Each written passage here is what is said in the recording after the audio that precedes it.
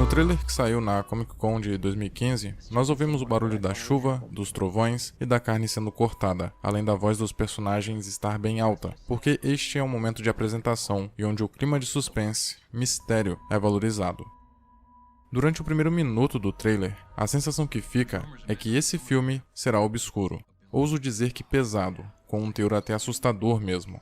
A maneira como a Amanda Waller se refere ao seu projeto de força-tarefa, primeiro, apresenta o caráter dessa mulher, e não só o que ela está disposta a fazer, independente da ética, mas sugere que ela já fez coisa muito pior. E segundo, que esses prisioneiros que ela pretende reunir são a escória da sociedade, indivíduos maus, por essência, perigosos e totalmente descartáveis. Ou seja, é estabelecida uma forte tensão não só devido a esses criminosos, que podem ou não ter habilidades especiais, o que os torna uma ameaça muito maior, mas também por causa do caráter da Amanda Waller. Uma mulher que define com um certo orgulho seu trabalho como fazer as pessoas agirem contra seus próprios interesses, não pode ser flor que se cheire. Percebe-se uma aura de inescrupulosidade nela. Com esse trecho inicial, vemos que a Amanda está completamente empenhada em persuadir seus superiores e provavelmente não aceitariam um não como resposta. Caso acontecesse, talvez ela encontrasse outro meio, muito mais efetivo, talvez chantagem, para conseguir montar seu esquadrão suicida. E o que torna essa conversa apreensiva do início ao fim é ela ser sóbria, no sentido de não existir uma trilha sonora inicialmente, para dar ênfase ao que está sendo dito, mas que quando surge, não toma conta da situação. Continua sutil e quase imperceptível. Ela começa suave e aumenta gradativamente, até chegarmos à cena da Arlequina se pendurando em sua cela, onde de fato somos convidados a apreciar mais as imagens. E termos essa personagem tão icônica e associada ao Coringa sendo apresentada com uma letra que diz: "Eu comecei uma piada que fez o mundo inteiro chorar", não é à toa e traz uma carga dramática imensa para a Arlequina, principalmente para quem já conhece a vilã.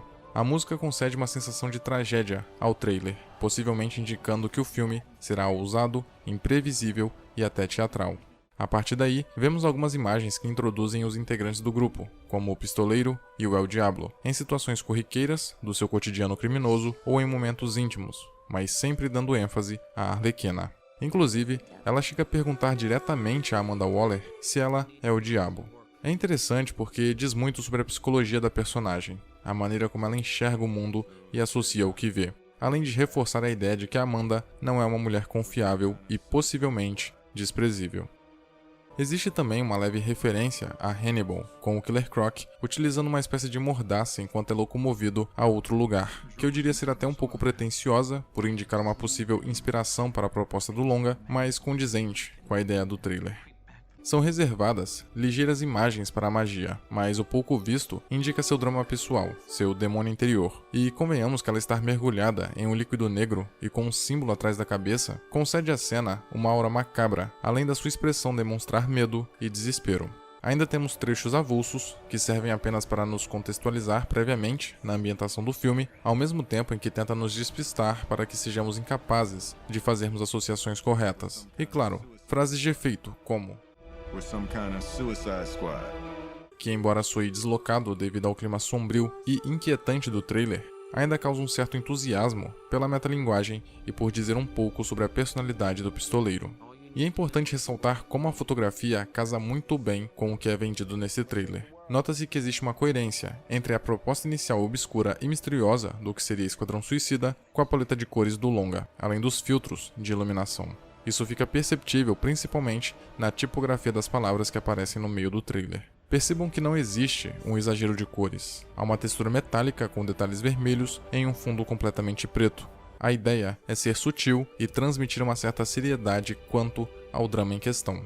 Aparentemente, a ideia não seria abandonar completamente o caricato, afinal, temos os bandidos com máscaras cômicas, a maquiagem dos personagens que remete diretamente aos quadrinhos, embora não sejam muito fiéis, e a própria premissa, que exige uma significativa suspensão de descrença. Contudo, nota-se um desejo honesto de ser levado a sério, até para criar uma unidade com o universo sisudo pretendido em Batman vs Superman. Tanto que a única piada, se é que podemos chamar assim, só acontece no final, antes da grande aparição do Coringa. Até este momento, o trailer transmite uma sensação de que o filme será contido. Existe pretensão, mas nada alarmante. Parecia ser um filme ciente das próprias limitações e dos personagens que integram o Esquadrão Suicida. E quando o Coringa surge, no final, é claro que é um fanservice, até porque ele não faz falta no trailer, mas não deixa de ser empolgante. Além do mais, indica que ele não teria grandes participações no filme, no máximo, serviria de motivação para a Arlequina, aparecendo em alguns flashbacks. Sua polêmica aparência causa estranheza em um primeiro momento, mas a empolgação com sua participação acaba fazendo a gente relevar isso. O trailer seguinte, que é aludido como o primeiro, já apresenta notáveis diferenças em relação ao anterior em seus segundos iniciais, como a trilha sonora presente desde o início e com bastante ênfase, além do humor estabelecido pelo Capitão Boomerang em sua cela. Vemos novamente trechos da Amanda Waller na mesma reunião com seus superiores, mas sob uma versão da música Bohemian Rhapsody, o clima da conversa se torna outro. Além do próprio trailer, perder um pouco do tom sombrio e inquietante para dar lugar à atmosfera de fantasia bem-humorada. Ainda existe um esforço para preservar o drama do primeiro trailer, devido principalmente à melodia da trilha sonora, mas que é sempre quebrada com piadas pontuais, como a fala do pistoleiro ou os prisioneiros socando os agentes, mas principalmente pela Arlequina ouvindo vozes. Em seguida, Rick Flag explica o que a Força-Tarefa deve fazer, deixando claro que é uma missão suicida e que ele não se importa com aqueles criminosos, enquanto algumas imagens sincronizadas com a batida animada da música rolam de fundo, até serem interrompidas por mais um momento cuja intenção é ser cômico, o Capitão Boomerang abrindo uma lata de energético. Daqui pra frente, o trailer assume sua nova identidade, mas meio timidamente. De qualquer forma, é mais colorida, iluminada e estilosa, além da própria tipografia das palavras que aparecem em tela denotarem o desejo do filme de ser visto como algo mais, digamos, convidativo. Mas não tentam realçar as imagens, visto que já tinham feito o tratamento e definido a fotografia. Então utilizaram cenas que naturalmente possuíam um predomínio visível de cores gritantes, ao invés daquelas mais soturnas e cheias de sombra. E com a trilha sonora alta, pontuando momentos avulsos da obra, obviamente sincronizados que geram uma forte empolgação, o trailer termina com uma frase de efeito da Arlequina depois da câmera se posicionar estrategicamente atrás dela para acompanhar seu movimento de abaixar. O segundo trailer, curiosamente, começa muito similar ao que foi exibido na Comic Con de 2015. Temos um outro personagem argumentando a favor da criação de uma força-tarefa, agora sob o pretexto de prevenir algum ato de soberania do Superman, enquanto vemos rápidos trechos dos futuros integrantes da equipe. Esse começo é interessante porque introduz Esquadrão Suicida no mesmo universo de um Homem de Aço, mas não de maneira passiva, e sim já sugerindo um conflito. Além do mais, antes, a ideia por trás da criação da Força-Tarefa parecia ser restritamente para fazer trabalhos sujos, cujo governo não gostaria de ser diretamente envolvido ou culpado, caso algo desse errado. Desse modo, escolher criminosos que poderiam facilmente serem eliminados parecia uma boa alternativa. Porém, esses primeiros segundos do trailer indicam que o vindouro Esquadrão Suicida teria objetivos maiores, dando mais credibilidade à iniciativa.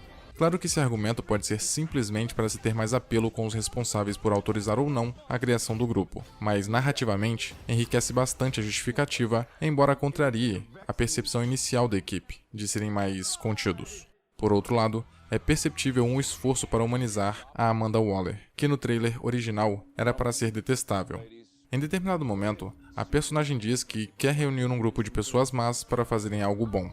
Parece só um resumo das suas intenções, mas o eufemismo e a entonação nos induz a não achar tão inescrupulosa a ideia de um grupo formado por criminosos que podem, a qualquer momento, terem suas cabeças explodidas.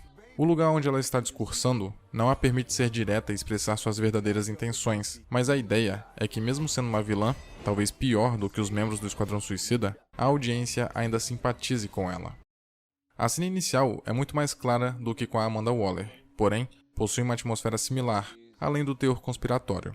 Contudo, antes dos 20 segundos, o trailer já muda completamente seu estilo, retornando à identidade visual do trailer anterior, mas não só isso, muito mais colorido e revelador.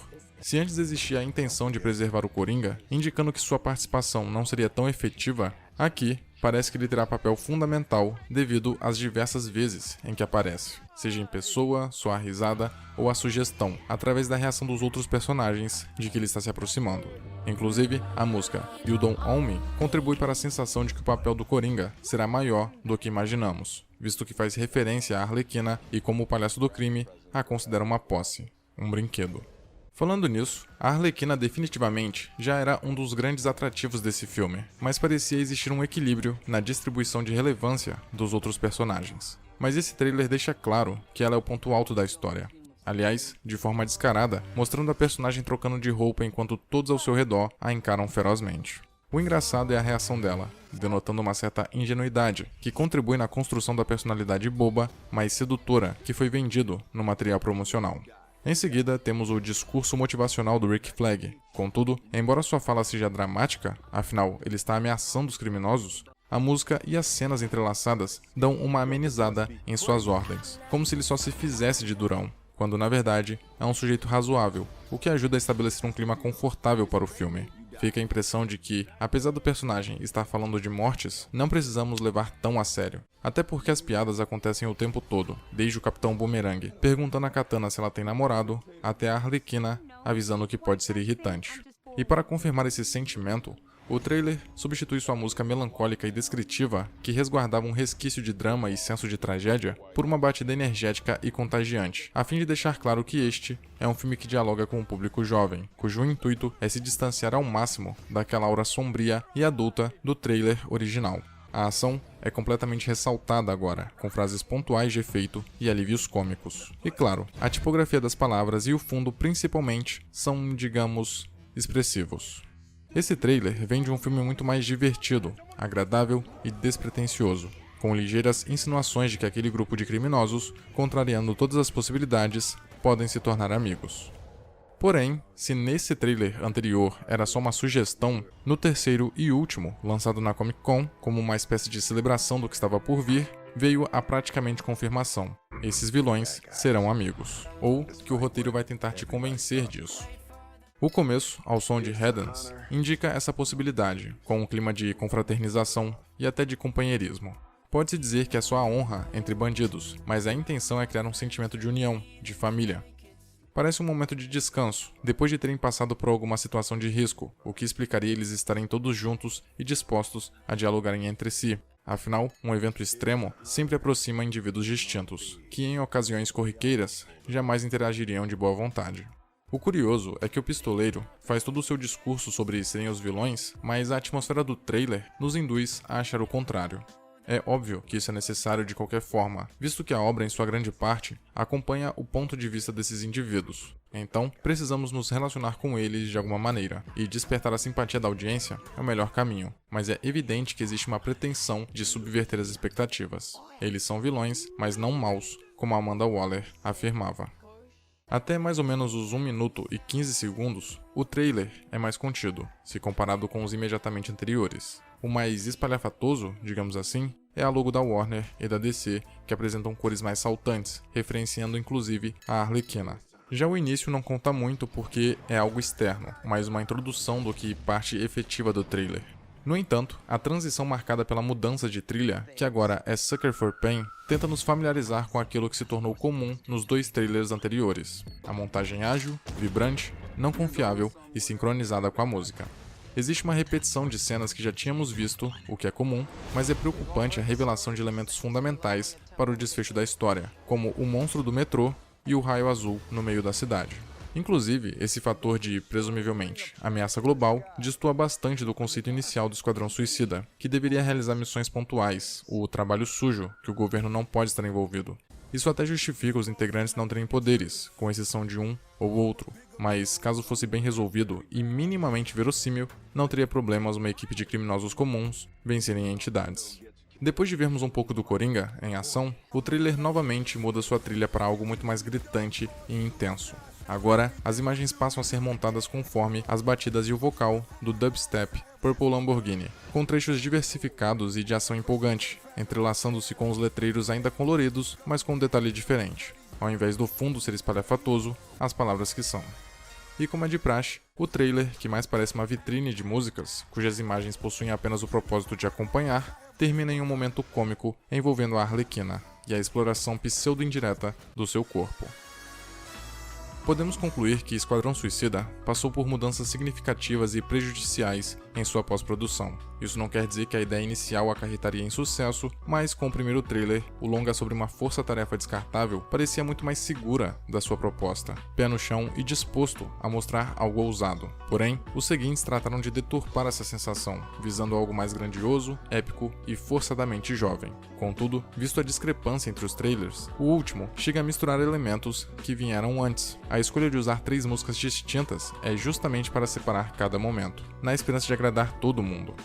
Infelizmente, a falta de coragem em apostar em algo mais próprio, em um meio dominado pelo genérico e formulaico, tornou o Esquadrão Suicida uma bagunça, evidenciada pelos trailers posteriores e comprovada pelo resultado final, onde a identidade visual não condiz com o teor e fotografia da história, e a montagem não cria um senso de unidade, de coerência entre as cenas, além do próprio roteiro tentar costurar uma relação afetiva às pressas entre os integrantes do grupo antes de desenvolver individualmente os personagens centrais. E mencionar a participação completamente desnecessária do Coringa é obrigatório, uma vez que a iniciativa de explorar sua imagem foi proveniente da falta de segurança do estúdio com o próprio material. Evidenciando uma figura de destaque, o apelo era imediato, mas esqueceram de torná-lo narrativamente relevante. No fim, o gigantesco potencial do filme foi descartado já antes de ter sido devidamente lançado, vistos os vários tiros no próprio pé que deram, deixando claro a tendência suicida da produção. Senhoras e senhores, confiram a campanha de financiamento coletivo do canal e considerem contribuir para mantê-lo vivo, caso possam e queiram, é claro.